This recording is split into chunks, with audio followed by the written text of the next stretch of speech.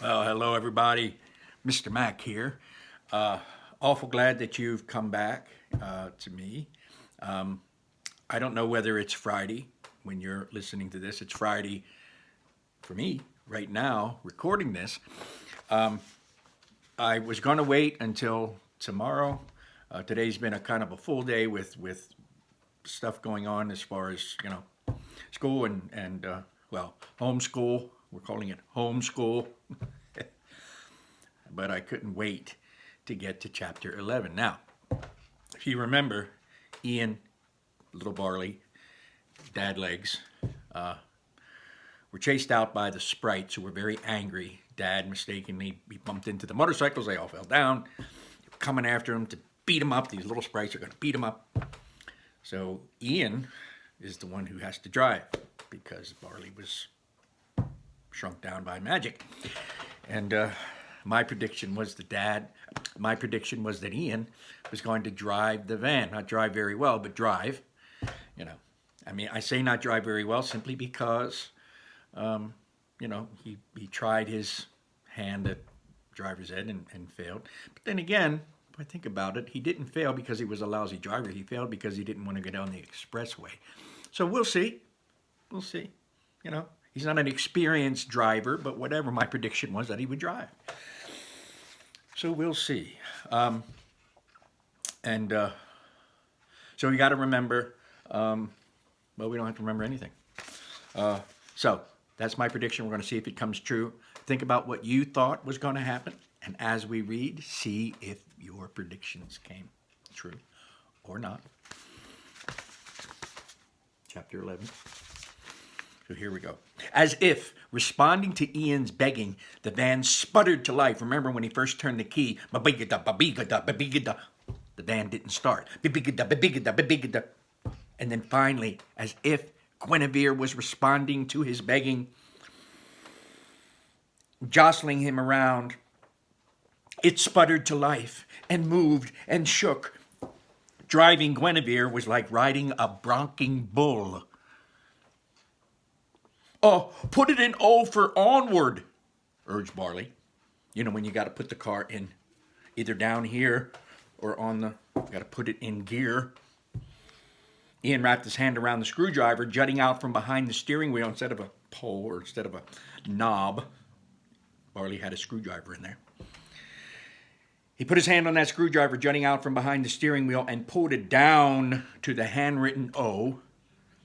He slammed his foot on the gas, and the van lurched forward just as a sprite broke the driver's side window using a spiked flail. Flail is one of those things that are chain, and it's got a big ball on the end and swinging. And this little teeny sprite smashed the window right in on Ian.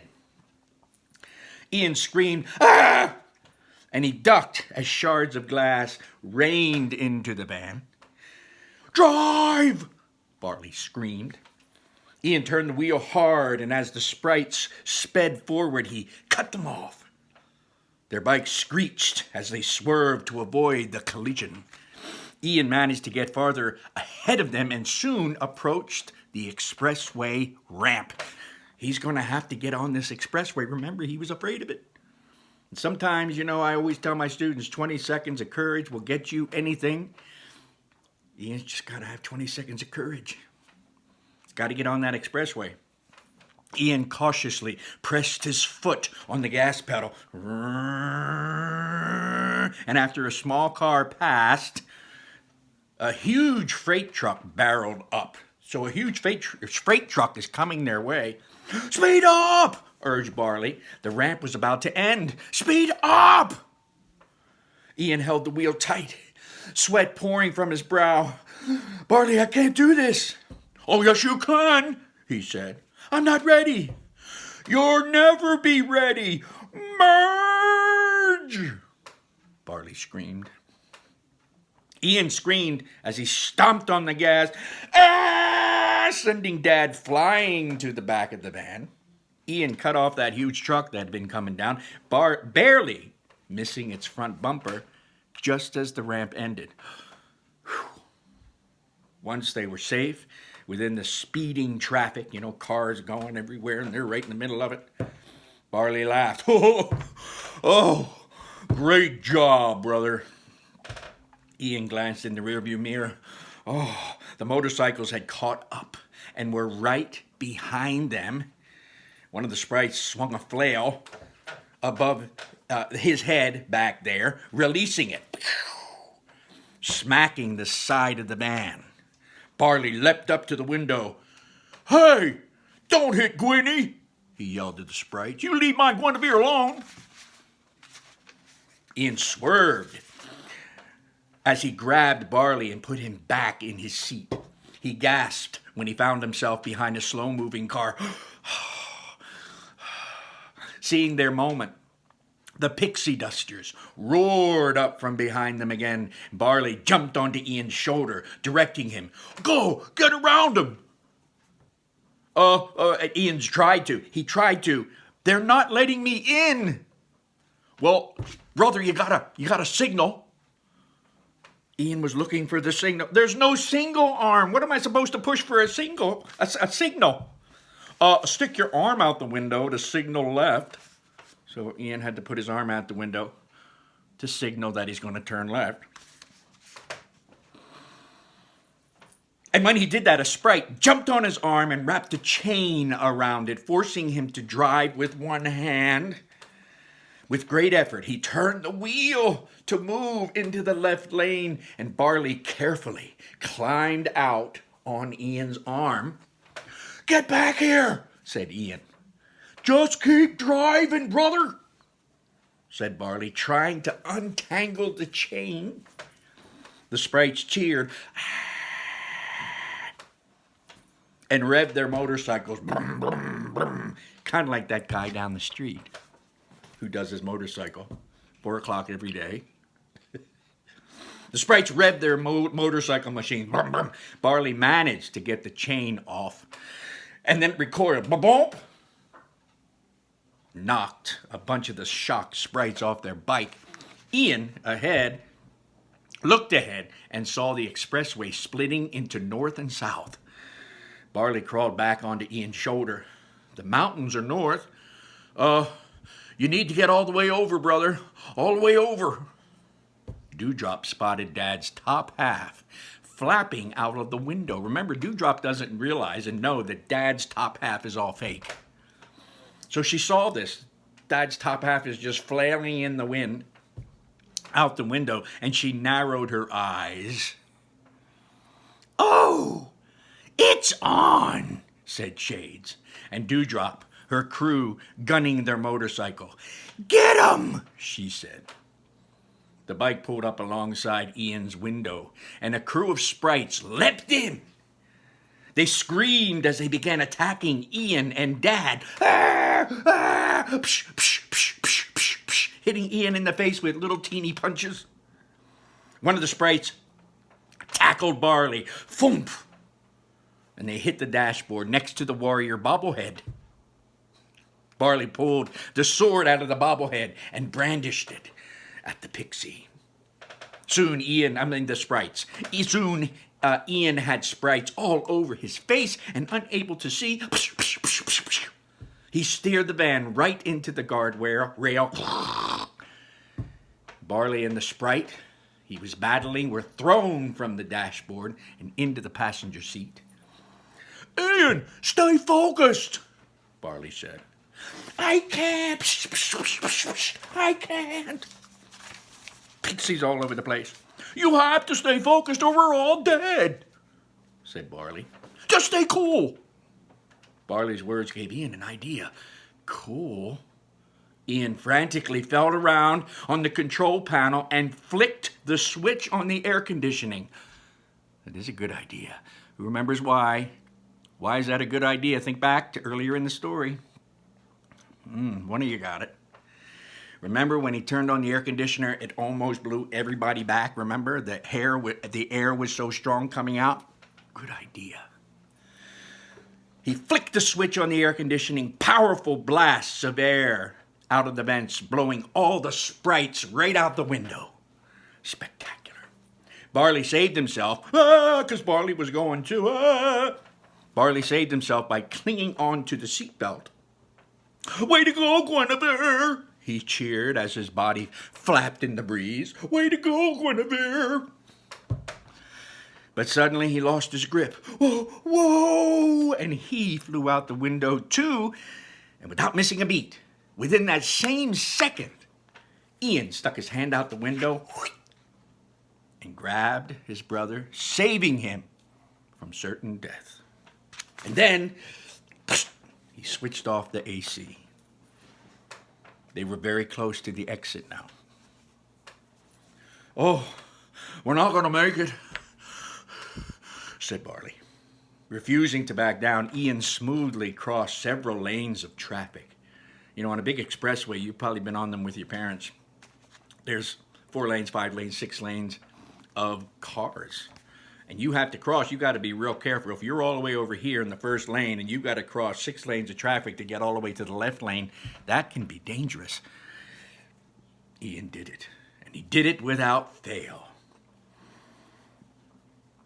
The van hurled towards a wall, and the tire hit the edge. Guinevere was airborne, ching, ching, ching, ching, ching, ching, ching, for just a brief moment before crashing down. Boom, boom, boom, boom, boom.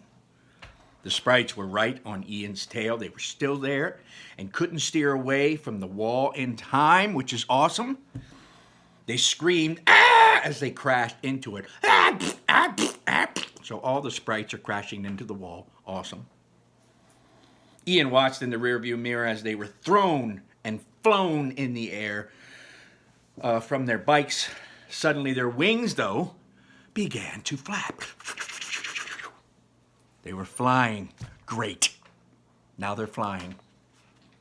Tiny Barley was perched on Ian's shoulder, celebrating their victory. "Yay, yay, yay," as Ian continued to drive. Ian leaned back and asked, "Dad, are you okay?" Barley smiled. "Oh, he's fine, brother. Thanks to the skillful driving of Sir Ian Lightfoot. High five, brother." He raised his tiny hand to slap Ian's, but whoop, his hand bulged to full size just then and slammed into the roof of the van. "Oh, I think the smell's wearing off," said Barley. And then his torso expanded to full size. Remember, Barley is standing on Ian's shoulder, and now Big Barley, full-grown hand, full-grown torso, is on Ian's shoulder. And full size, causing the van to swerve. Cars honk, ba-ding, ba-ding, ba-ding, as the van veered all over the road. "Oh, get off my face!" yelled Ian. Barley's right leg expanded. His foot reached the floor, slammed the gas pedal. The van flew forward and slid into the side of the road, sputtering across the dirt. The back door popped open. Ian didn't realize he'd zipped past a hidden police car. Well, of course. What else could go wrong? Now the police are going to be after it. The officer instantly fired up the lights, woo, woo, woo, woo, woo, and peeled after the van. Well, that's the end of chapter 11. And that was very involved, very energetic, lots of action going on. Those sprites, talk about being persistent. Those sprites, they just weren't giving up. Goodness gracious. Lots going on, but an accomplishment. What's the accomplishment? What did one of the characters do they never thought they would do? Oh, I know, I heard somebody say drive. Well, I think so. I don't know that driving, getting on that expressway, right? I mean, even in the driver's ed, a few chapters before, he was driving. He just didn't go on the expressway, but now he was, and he handled it in a grand way. That's called, there's an expression, an idiom, being thrown to the wolves. That means instead of getting used to it or easing into something, you just do it. You jump head in. And that's what he did. He experienced this expressway in the grandest way possible. And he did a pretty good job. They're not dead. Guinevere's still moving. Guinevere's still little dented. No glass in the window, but you know, she's still going strong. So, my prediction, if your prediction was like mine, we were correct. Ian drove, and he drove pretty darn well, even with little, you know, sprites all over him, his face. And Ian growing back to full size. Thank goodness the spell didn't last. But Barley back to full size. You know, they're still alive. They're still going strong. But now the cops are after them. Any predictions? We're not going to read 12 tonight. We're going to finish with 11. We've only got a few more chapters to go till the end of the book. So I'm going to savor it a little bit. So what are your predictions? Mine, I think, I don't know. My mind goes right to, of all the cops, that it's probably Colt. It's probably Colt. So we'll see if that's the case. Colt's going to stop them, or let's put it this way, Colt's going to try to stop them. Maybe they're just going to keep going too. Then again, it is the police. It is Colt. Maybe they'll stop. Don't know. Colt, I don't know. So far, Colt doesn't seem the kind of a character that would help or be helpful, you know. So maybe Laurel too, and the Manticore might catch up. I don't know. My prediction is simple, that the police officer is going to be Colt and try to stop the van, but will be unsuccessful. We'll see. Barley's back now. So anyway, that's it. Take care. Have a great weekend. I hope you have a great weekend. This next week, we've got a brand new newsletter coming out Monday, and got all kinds of awesome stuff on there. Go there, see what it's all about. Click on it, click everything, just to see what's up. Come to my Google Classroom, see what's on there. I sent you guys a video.